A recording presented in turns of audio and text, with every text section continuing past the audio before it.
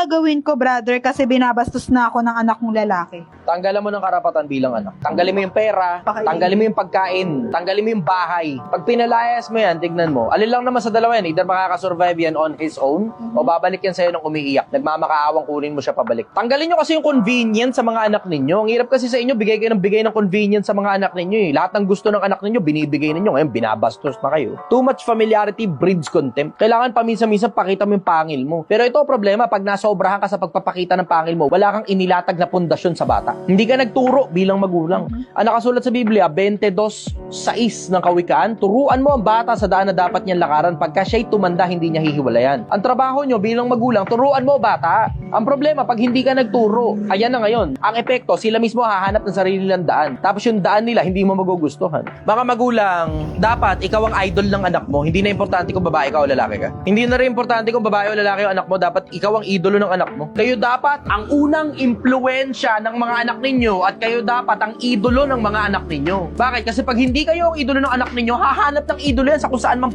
lugar. Ang worst niya, nang matsamba ang idolo niyan, si Raulo. Pilipinas, matuto ka. Matuto kang magpalaki ng mga anak mo sa tama. Matuto ka magpalaki ng mga anak mo sa takot sa Panginoon.